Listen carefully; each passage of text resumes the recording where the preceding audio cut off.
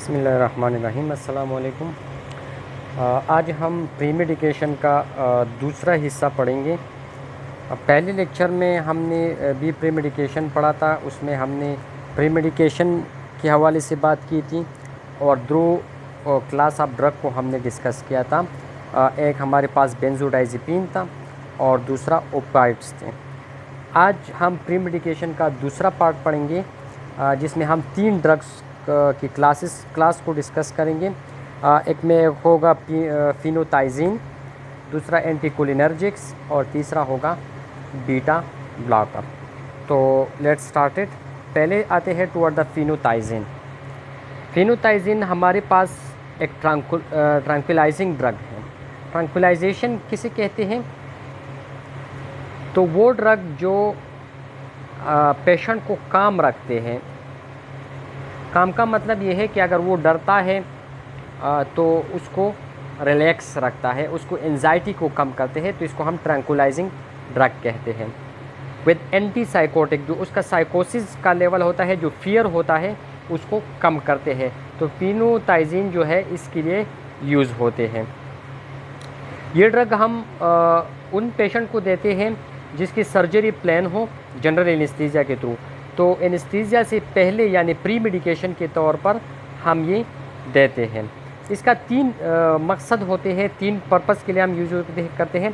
एक ये कि एंटी एमेटिक इफ़ेक्ट उसका होता है, यानी जो उसको नौजिया और वोमिटिंग आ रही है तो उसको ये स्टॉप कर देते हैं। दूसरा है एंटी साइकोटिक, कि जो उसको फियर हो रही है, उसको एंजाइटी हो रही है, तो उसको कम करते हैं। और तीसरा एंटी हिस्टामिन, जो एलर्जिक रिएक्शन हो रही है उसको कम करते हैं। तो इन तीन मकसद के लिए हम ये यूज़ करते हैं before the anaesthesia as a premedication. अब ये अपना एक्शन किस तरह परफॉर्म करते हैं, मैकेनिज्म ऑफ एक्शन क्या है? तो हमारी ब्रेन में रिसेप्टर्स हैं, ख़ास तौर पर लिम्बिक सिस्टम में रिसेप्टर्स है D2 रिसेप्टर। तो वो इसी D2 रिसेप्टर को ब्लॉक करते हैं, क्योंकि नॉर्मली जब D2 रिसेप्टर स्टिमुलेट होते हैं तो वो साइकोसिस कॉज करते हैं। ठीक है, जो हमारी ब्रेन की साइकोलॉजिकल एक्टिविटी है उसको मेंटेन रखते हैं। लेकिन अगर हम फिनोताइजिन दे दें तो वो इसी D2 रिसेप्टर को ब्लॉक करेंगे, तो जो साइकोसिस हो रही है उसको ख़त्म करेंगे, यानी एंटी साइकोटिक इफ़ेक्ट प्रोड्यूस करेंगे। अगर हम इसको हाई डोज में यूज़ कर लें तो ये हमारे पास एड्रीनो रिसेप्टर्स, जो एड्रीनर्जिक रिसेप्टर्स हैं, अल्फ़ा एड्रीनर्जिक रिसेप्टर जो हमारे ब्लड वेसल्स के ऊपर होते हैं, उसको भी ब्लॉक करते हैं। तो थोड़ा सा ब्लड प्रेशर को भी कम करते हैं। और इसके अलावा हिस्टामिन की जो H1 रिसेप्टर है उसको भी ब्लॉक करते हैं, जिसकी वजह से नाज़िया एंड वोमिटिंग नहीं होता और साथ ही जो एलर्जिक रिएक्शन है वो भी नहीं होता। अब बॉडी पर इसका इफ़ेक्ट क्या होगा? तो जिस तरह मैंने बता दिया कि हाई डोज में अगर ये हम यूज़ कर लें तो ये हमारी जो ब्रेन की एक्टिविटी है उसको ब्लॉक करेंगी, एंटीसाइकोटिक। तो जब ब्रेन की एक्टिविटी ब्लॉक हो जाती है तो इसको हम क्या कहते हैं? सेडेशन कहते हैं। दूसरा ये कि ये हिस्टामिन रिसेप्टर को भी ब्लॉक करते हैं, जिस तरह मैंने पहले बता दिया। इसके अलावा जो पैरासिम्पैथेटिक एक्टिविटी बॉडी में हो रही है, जो नॉर्मल रेस्ट कंडीशन में एक्टिविटीज़ हो रही है, उसको भी इनहिबिट करते हैं बाय ब्लॉकिंग कोलिनर्जिक रिसेप्टर्स। और एड्रीनर्जिक रिसेप्टर, जिस तरह पहले लेक्चर स्लाइड में मैंने बता दिया कि अल्फ़ा एड्रीनर्जिक रिसेप्टर को ब्लॉक करते हैं, जिसकी वजह से बीपी भी कम हो जाते हैं। लेकिन नॉर्मल पर्सन में अगर हम ये दे दें जिसमें कोई प्रॉब्लम ना हो, तो इसमें ये स्लीपनेस, उसकी नींद उड़ा देती है और उसको रेस्टलेस करते हैं। एडवर्स इफेक्ट इसका क्या होगा? Side effect. तो एक उसका ये है कि रेस्टलेसनेस, बेआरामी पैदा करते हैं, वीकनेस पैदा करते हैं और ड्रॉजनेस जो है वो पैदा करते हैं। इसके अलावा हेड, फेस और नेक, इन तीनों जगह पे जो मसल्स होते हैं उसको ये स्पाज्मोटिक करते हैं, जिसकी वजह से फिर वो हेड, स्कल जो है और हेड, ये हमारा सही तरह से मूवमेंट नहीं करता। तो ये इसका साइड इफ़ेक्ट है। विजुअल डिस्टर्बेंस, ब्लड विजन इसमें होता है। मैलिग्नेंट हाइपरपारेक्सिया का मतलब है कि टेम्परेचर जो है वो बहुत ज़्यादा इसमें इंक्रीज़ होता है, यानी फीवर इसमें से होता है।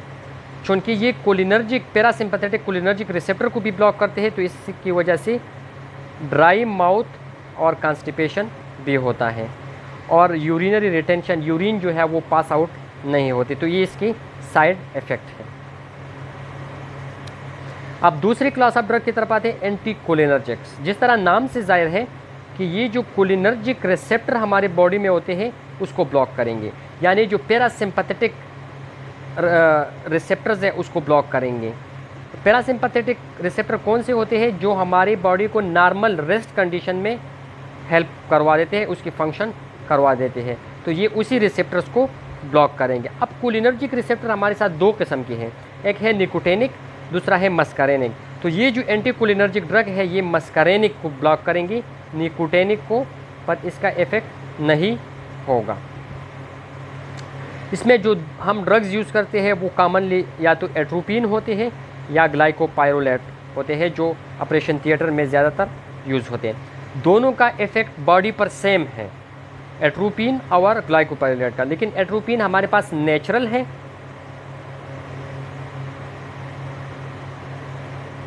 ठीक हो गया, और ग्लाइकोपाइरोलेट जो है ये आर्टिफिशियल है, ठीक है। तो इसलिए एट्रोपिन का इफ़ेक्ट ज़्यादा है ग्लाइकोपाइरोलेट से, 2 गुना उससे ज़्यादा इफ़ेक्ट है। अगर फॉर एग्ज़ाम्पल मैं कहता हूँ कि अगर 1 ml हम एट्रोपिन यूज़ करते हैं, एट्रोपिन ए, अगर वो हम 1 ml यूज़ करेंगे तो ग्लाइकोपाइरोलेट 2 ml यूज़ करेंगे, ठीक है। इसलिए हम कहते हैं कि ग्लाइकोपाइरोलेट है स्ट्रॉन्गर इफेक्ट देन एट्रोपिन है स्ट्रॉन्गर इफेक्ट देन ग्लाइकोपाइरोलेट। बाकी मैकेनिज्म ऑफ एक्शन दोनों की सेम है। अच्छा, एट्रोपिन हम कब यूज़ करते हैं? तो चूँकि ये जो हमारे ब्रोंकाई की मसल्स हैं उसको रिलैक्स करते हैं, ठीक है, तो इसी वजह से हम ये यूज़ करते हैं एस्थमा और ब्रोंकाइटिस में। इसके अलावा जो हम एनेस्थीसिया में ड्रग्स देते हैं, इंडक्शन ड्रग्स या जो दूसरे इनहेलेशनल ड्रग्स देते हैं, तो वो तमाम क्या करते हैं? कार्डियोवास्कुलर सिस्टम को डिप्रेस करते हैं, यानी हार्ट रेट को वो कम करते हैं, और डिक्रीज इन हार्ट रेट को हम क्या कहते हैं? ब्रेडिकार्डिया। तो इसी इंडक्शन एजेंट से पहले हम प्री मेडिकेशन के तौर पर एट्रोपिन यूज़ करते हैं ताकि इस ब्रेडिकार्डिया को हम ख़त्म कर लें और हार्ट रेट हमारे पास नॉर्मल रहे। तो इसके लिए हम एट्रोपिन यूज़ करते हैं। इसके अलावा ये क्या करते हैं कि जो हमारे गैस्ट्रोइंटेस्टाइनल ट्रैक हैं उसमें जो सिक्रीशन होती है म्यूकस की, उस सिक्रीशन को कम करते हैं। तो हम प्री ऑपरेटिवली ये सिक्रीशन को कम करने के लिए भी यूज़ करते हैं ताकि जो एंडोट्रेकल इंट्यूबेशन है वो आसानी के साथ हो जाए। इसके अलावा वेज़ोवेगल शॉक जो होता है, पैरासिम्पैथेटिक एक्टिविटी की वजह से जो शॉक होता है, क्योंकि पैरासिम्पैथेटिक जो है वो हमारे हार्ट रेट और बीपी को कम करते हैं, तो इस जब सीवियर बहुत ज़्यादा कम करेंगे तो ये शॉक होगा, तो इस शॉक को हम वेज़ोवेगल शॉक कहते हैं। चूँकि एट्रोपिन हमारे पास वेगस यानी पैरासिम्पैथेटिक एक्टिविटी को कम करते हैं, तो इसकी वजह से जो शॉक है उसके ट्रीटमेंट के लिए भी ये यूज़ होता है। बॉडी पर इसका इफ़ेक्ट क्या होगा?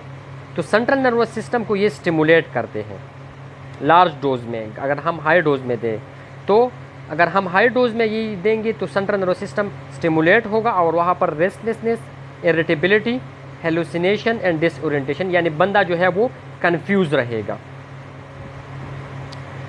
जिस तरह कार्डियोवास्कुलर सिस्टम को मैंने बता दिया कि ये डिप्रेस करते हैं, तो हमारा हार्ट रेट को भी ये डिक्रीज़ करेगा, जबकि बीपी पर इसका इफ़ेक्ट कम है। बीपी को रिड्यूस करते हैं लेकिन कम, उस पर ज़्यादा इफ़ेक्ट नहीं है, लेकिन हार्ट रेट जो है वो बहुत ज़्यादा करते हैं और बीपी जो है वो उसमें इंक्रीज़ कम आते हैं, यानी 10 mmHg इसमें इंक्रीज़ तकरीबन आएगा। GIT पर जिस तरह मैंने बता दिया कि वहाँ पर एक तो सिक्रीशन को कम करते हैं और दूसरा उसके मोटिलिटी, जो मोमेंट ऑफ द GIT होते हैं गैस्ट्रोइंटेस्टाइनल ट्रैक के, तो इसकी वजह से कॉन्स्टिपेशन काज होगा और सिक्रीशन कम होंगे, तो इंट्यूबेशन आसानी के साथ होगा। रिस्पायरेटरी सिस्टम में अगेन जिस तरह मैंने बता दिया कि ये आस्थमा में यूज़ होते हैं। तो आस्थमा में क्यों यूज़ होते हैं? क्योंकि ये स्मूथ मसल की रिलैक्सेशन करते हैं। जो ब्रोंकाई की स्मूथ मसल है उसको रिलैक्स करते हैं, उसको डायलेट करते हैं, तो बंदा फिर आसानी के साथ सांस ले सकते हैं।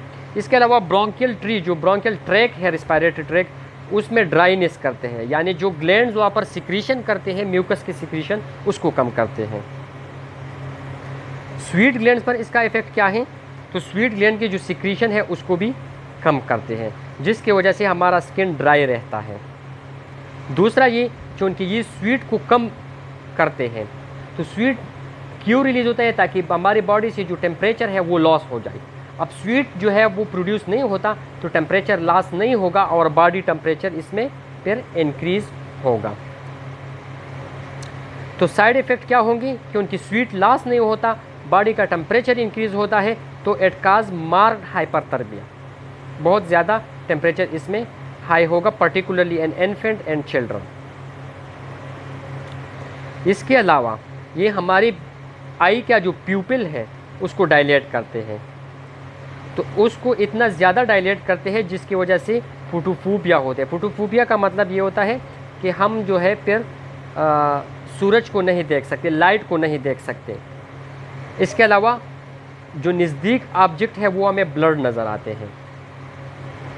क्योंकि हार्ट रेट को इंक्रीज़ करते हैं तो काज टेकिकार्डिया एंड पल्पिटेशन। स्वीट की लॉस को ख़त्म करते हैं तो skin become dry, red and hot, क्योंकि टेम्परेचर ज़्यादा होते हैं। और इसके अलावा हेलुसिनेशन एंड एजिटेशन, यानी बंदा जो है वो कंफ्यूज रहता है। तो अब इसकी कॉन्ट्रा इंडिकेशन क्या है, कब हम इसको यूज़ नहीं करेंगे? तो ग्लोकोमा। ग्लोकोमा इस कंडीशन के कहते हैं जिसमें हमारा आई का जो प्रेशर होता है, इंट्रा ऑकुलर प्रेशर, वो ज़्यादा होता है। तो अगर हम एट्रोपिन को यूज़ कर ले तो वो प्यूपिल को डायलेट करेगा, जिसकी वजह से आईयूपी और भी इंक्रीज़ हो सकते हैं। जिसकी और आईयूपी इंक्रीज़ होने का में क्या होता है कि जो हमारा रेटिना होता है उसमें हेमरेज हो सकता है, जिसकी वजह से विजन लॉस होगा। तो ग्लोकोमा में हम इसको यूज़ नहीं करेंगे। बिनाइन प्रोस्टेट हाइपरप्लेजिया, जब प्रोस्टेट बढ़ जाते हैं, ठीक है, तो इसमें यूरिन आउटपुट फिर कम होते हैं, और एट्रोपिन जो है वो हमारे पास यूरिनरी रिटेंशन करते हैं। तो एक हमारे पास प्रोस्टेट की वजह से यूरिन पास आउट नहीं होगा और दूसरा एट्रोपिन की वजह से, तो यूरिन आउटपुट बिल्कुल ख़त्म हो जाएंगे। इसके अलावा गैस्ट्रिक अल्सर पेशेंट, क्योंकि ये गैस्ट्रिक सिक्रीशन को कम करते हैं, तो डाइजेशन ऑफ द फूड फिर सही तरीके से नहीं होगा, तो उस पेशेंट में भी हम इसको नहीं देंगे। मैलिग्नेंट हाइपरथर्मिया, क्योंकि टेम्परेचर को ये इंक्रीज़ करते हैं। और इन्फेंट एंड चाइल्ड में हम यूज़ नहीं करेंगे क्योंकि उसमें हाइपरथर्मिया बहुत ज़्यादा ये काज करते हैं। अब तीसरी क्लास ऑफ ड्रग की तरफ एंट्रीकोलिनर्जी की दूसरी ड्रग की तरफ आते हैं, दैट इज़ द ग्लाइकोपाइरोलेट। तो इसका मैकेनिज्म ऑफ एक्शन सेम है जिस तरह एट्रोपिन का था, और ये भी उसी तरह कोलिनर्जिक रिसेप्टर है उसको ब्लॉक करते हैं, सिक्रीशन को कम करते हैं, ठीक है, चाहे वो गैस्ट्रोइंटेस्टाइनल ट्रैक के हो या रिस्पायरेटरी ट्रैक के, दोनों की सिक्रीशन को कम करते हैं। और इसके अलावा इंडक्शन से पहले हम क्यों देते हैं? ताकि हार्ट रेट को ज़्यादा करें और सलाइवेशन को कम कर लें। जिस तरह एट्रोपिन का फंक्शन था उसी तरह ग्लाइकोपाइरोलेट, लेकिन डिफरेंस क्या है कि एट्रोपिन अगर हम एक यूज़ करते हैं 1A = 2G, तो 2 ग्लाइकोपाइरोलेट यूज़ करेंगे, यानी इसका जो एक्शन है वो स्लो है as compare to atropine, because atropine is natural. अब आते हैं तीसरे ड्रग्स की तरफ, that is the beta blocker. Beta blocker नाम से जाहिर है कि ये बीटा रिसेप्टर को ब्लॉक करेंगे। बीटा वो रिसेप्टर है जिस पर एड्रेनलिन एक्शन करते हैं और हमारे बॉडी की जो एक्टिविटी है उसको इंक्रीज़ करते हैं, like heart rate, blood pressure, उसको इंक्रीज़ करते हैं। तो अब बीटा ब्लॉकर क्या करेंगे? उसी बीटा रिसेप्टर को ब्लॉक करेंगे, जिसकी वजह से बॉडी की एक्टिविटी कम होंगी, ब्लड प्रेशर भी कम होगा और हार्ट रेट भी कम होगा। तो इसलिए हम ये यूज़ करते हैं हाइपरटेंशन में, ठीक है। अब ये ब्लड प्रेशर को किस तरह डिक्रीज़ करते हैं? बाय डिक्रीजिंग कार्डिक आउटपुट, क्योंकि कार्डिक आउटपुट हमारे पास बराबर है heart rate multiplied by resistance, ठीक है। तो बीटा ब्लॉकर हमारे पास हार्ट रेट को कम करते हैं, जिसकी वजह से कार्डिक आउटपुट कम होगा और कार्डिक आउटपुट की वजह से ब्लड प्रेशर कम होगा। अगर हम इसको ज़्यादा से ज़्यादा यूज़ करें, बहुत ज़्यादा हम यूज़ करते हैं तो ये हमारे ब्लड वेसल को डायलेट करते हैं, यानी उसमें रेजिस्टेंस को भी कम करेगा, तो इससे ब्लड प्रेशर बहुत ज़्यादा कम होगा। पहले सिर्फ हार्ट रेट कम होता था जिसकी वजह से कार्डियक आउटपुट और ब्लड प्रेशर कम होता था, अब हार्ट रेट भी कम होता है, रेजिस्टेंस भी कम होता है, तो दोनों की कमी की वजह से कार्डियक आउटपुट बहुत ज़्यादा कम होगा और ब्लड प्रेशर भी बहुत ज़्यादा कम होगा। लेकिन ये कब होगा? जब हम इसको क्रोनिकली यूज़ करते हैं। अब हमें किस तरह पता चलेगा कि ये ड्रग्स बीटा ब्लॉकर है? तो जिस ड्रग्स के आखिर में लोल आता है तो उसको हम बीटा ब्लॉकर कहेंगे, लाइक लेबेटालोल, एस्मोलोल, मेटोप्रोलोल, प्रोपेनालोल, ठीक है। तो जिसके आखिर में लोल आता है तो ये हमारे पास बीटा ब्लॉकर होगा। अच्छा, तो मैकेनिज्म ऑफ एक्शन जिस तरह मैंने बता दिया कि ये वही रिसेप्टर को ब्लॉक करते हैं जिस पर एड्रेनलिन एक्ट करता है, और वो रिसेप्टर हमारे पास क्या है? बीटा रिसेप्टर है। तो जब वो ब्लॉक हो जाते हैं तो फिर हार्ट के अंदर जो मैसेज जा रहे हैं, जो इम्पल्स जा रहे हैं, वो स्लो होगा। तो स्लो इम्पल्स की वजह से हार्ट सही तरह से कॉन्ट्रैक्ट नहीं करेगा, जो उसका फोर्स ऑफ कॉन्ट्रैक्शन है वो कम होगा, जिसकी वजह से हार्ट रेट भी कम होगा।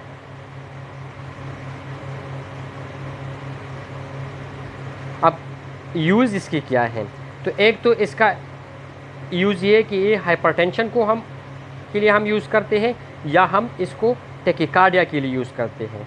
एट्रोपिन हम ब्रेडिकार्डिया के लिए यूज़ करते हैं, जबकि जो हमारे पास बीटा ब्लॉकर है वो हम टेकिकार्डिया के लिए यूज़ करते हैं। अब अगर इस तरह की पेशेंट है जिसमें ऑलरेडी हार्ट डिजीज़ है, उसका हार्ट ऑलरेडी काम नहीं करते, like peripheral vascular disease, heart failure या ब्रेडिकार्डिक पेशेंट है, तो इसमें बीटा ब्लॉकर हम जब यूज़ करेंगे तो कौन सा वाला बीटा ब्लॉकर यूज़ करेंगे? पेंडोलोल, क्योंकि वो पार्शियल एगोनिस्ट है, वो एक्ट करता है बीटा रिसेप्टर पर, उसको ब्लॉक करते हैं लेकिन मिनिमली उसको ब्लॉक करते हैं। लेकिन अगर पेशेंट जो है वो नॉर्मल है तो फिर हम इसमें लेबेटालोल वाला बीटा ब्लॉकर जो है यूज़ करेंगे, क्योंकि लेबेटालोल जो है ये अल्फ़ा और बीटा रिसेप्टर दोनों को ब्लॉक करते हैं। तो बीटा रिसेप्टर की वजह से हार्ट रेट कम होगा और अल्फा रिसेप्टर की वजह से रेजिस्टेंस कम होगा। तो heart rate multiplied by resistance is equal to cardiac output. तो कार्डियक आउटपुट हमारा कम होगा, जिसकी वजह से हाइपरटेंशन जो है, सीवियर हाइपरटेंशन भी ख़त्म हो जाएगी। अब इसका साइड इफ़ेक्ट क्या है? एट्रोपिन क्या करता था? हमारे पास जो ब्रोंकियल स्मूथ मसल है उसको डायलेट करता, तो अस्थमा में हम यूज़ करते। अब बीटा ब्लॉकर उसके अपोजिट है, ये ब्रोंकियल स्मूथ मसल को कंस्ट्रिक्ट करते हैं, जिसकी वजह से शॉर्टनेस ऑफ ब्रीथ होते हैं। तो शॉर्टनेस ऑफ ब्रीथ होती है तो इसलिए हम ये एस्थमेटिक पेशेंट में यूज़ नहीं करेंगे, एट्रोपिन के अपोजिट है। अब अगर हम इसको हाई डोज में यूज़ करते हैं तो it cause bradycardia, hypotension, heart failure, heart block, ठीक है, ये कॉज कर सकते हैं। इसके अलावा headache, depression, confusion, dizziness, nightmares, hallucination, diarrhoea, vomiting, blurred vision, ये भी काज कर सकते हैं। So these are all about today lecture. अगर कोई क्वेश्चन हो तो मुझसे पूछ लें। Thank you very much. ये लेक्चर आप लोगों के साथ मैं अभी व्हाट्सएप ग्रुप में शेयर करता हूँ।